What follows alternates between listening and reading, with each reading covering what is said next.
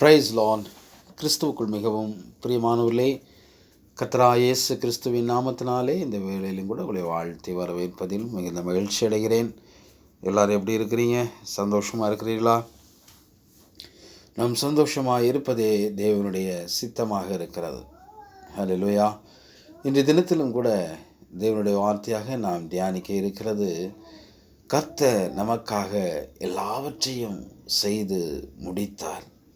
எபிரேயர் 5ஆம் அதிகாரம் 1வது வசனம் இப்படியாக சொல்கிறது, அன்றியும் மனுஷரில் தெரிந்து கொள்ளப்பட்ட எந்த பிரதான ஆசாரியனும் பாவங்களுக்காக காணிக்கைகளையும் பலிகளையும் செலுத்தும்படி மனுஷருக்காக தேவ காரியங்களை பற்றி நியமிக்கப்படுகிறான் என்று எழுதப்பட்டிருக்கிறது.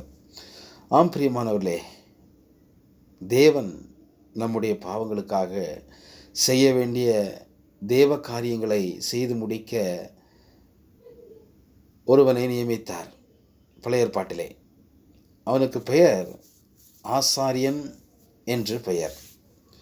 ஆசாரியனுடைய வேலை என்ன? பழைய ஏற்பாட்டிலே எல்லா ஜனங்களுடைய பாவங்களுக்காக அந்த ஒரு ஆசாரியன் ஆட்டை வெட்டி எல்லாருக்கும் செய்ய வேண்டிய வேலையை எல்லாருடைய சார்பாக ஒருவனே செய்து முடித்துவிட்டு வெளியே வந்து பரிசுத்த ஸ்தலத்திலிருந்து அவன் வெளியே வந்து ஜனங்களிடம் சொல்லுவான், உங்களுடைய எல்லா பாவங்களும் மன்னிக்கப்பட்டது என்பான்.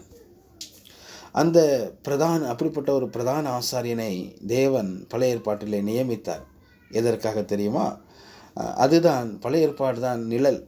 அந்த ஆசாரியனை வைக்கும்போதே நம்முடைய தேவனாக கர்த்தருக்கு தெரியும், ஒரு நாள் உங்கள் எல்லாருக்காகவும் மகா பிரதான ஆசாரியனாக தேவனே வருவார். பழைய உடன்படிக்கையில் இருந்தவர்கள் கடவுள் சம்பந்தப்பட்ட காரியங்களை தாங்களே அவர்கள் செய்து கொண்டிருந்தார்கள். ஆனால் புதிய உடன்படிக்கையில் நாம் பார்க்கிறோம், தேவனுக்காக செய்ய வேண்டிய எல்லா காரியங்களிலும் எல்லாவற்றையும் நம் பெயருக்காக நம்முடைய கர்த்தராகிய இயேசு கிறிஸ்து பிரதான ஆசாரியனாக பிதாவினிடத்தில் நமக்காக பரிந்து பேசி அவர் செய்து முடித்தார். ஆசாரியன் என்னுடைய வேலையே நம்ம எல்லாருக்காகவும் அவன் ஒருவன் மாத்திரம் வேலை செய்வது ஆகும். அதே போல நம்முடைய கர்த்தராகிய இயேசு கிறிஸ்து நமக்காக, நம்முடைய அக்கிரமங்களுக்காக, நம்முடைய மீறுதலுக்காக அவர் பலி கடாவாக மாறினார். எனவே மதம் சம்பந்தப்பட்ட எந்த செயல்களையும் எதுவும் நாம் செய்ய தேவையில்லை. நம்முடைய பாவங்கள் சிலுவையிலே முறியடிக்கப்பட்டது. நம்முடைய அக்கிரமங்கள் சிலுவையிலே முறியடிக்கப்பட்டது. நம்முடைய சாபங்கள் சிலுவையிலே முறியடிக்கப்பட்டது.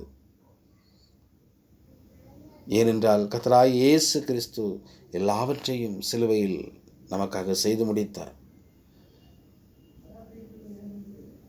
ஆகவே நாம் முடிந்த ஒரு வேலைக்குள் இருக்கிறோம் என்கிற மனநிலை, அந்த மனநிலையில் நாம் உறுதியாக இருக்க வேண்டும். அதனால் தான் கர்த்தராகிய இயேசு கிறிஸ்து அழைக்கும் போது இப்படியாக அழைக்கிறார், வருத்தப்பட்டு பாரம் சுமக்கிறவர்களே, நீங்கள் எல்லாரும் என்னிடத்தில் வாருங்கள், நான் உங்களுக்கு இளைப்பாறுதல் தருவேன் என்று சொல்லி மத்தேயு 11ஆம் அதிகாரம் 28ஆம் வசனத்தில் சொல்கிறார்.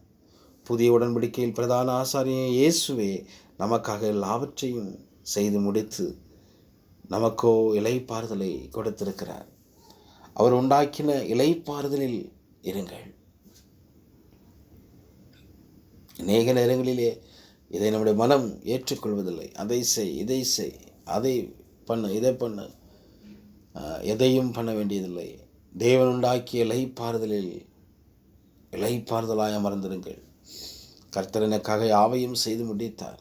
கர்த்தர் எனக்காக யாவையும் செய்து முடித்தார். தாவீது சொல்லுகிறான், கர்த்தர் எனக்காக யாவையும் செய்து முடிப்பார் என்று சொல்லுகிறார். புதிய உடன்படிக்கையிலே கர்த்தராகிய இயேசு கிறிஸ்து நமக்காக யாவையும் செய்து முடித்தார். அவர் முடித்ததில் அமர்ந்திருங்கள். அதுதான் இளைப்பாறுதல், அதுதான் ஆசீர்வாதம், அதுதான் தேவ திட்டமாக இருக்கிறது. ஹல்லேலூயா. கர்த்தர் உங்களை ஆசீர்வதிப்பாராக, பாதுகாப்பாராக, வழிநடத்துவாராக. கர்த்தர் நல்ல ஆவி உங்களை செவ்வையான வழியிலே நடத்துவதாக. God bless you. கர்த்தர் உங்களை ஆசீர்வதிப்பாராக. Praise the Lord.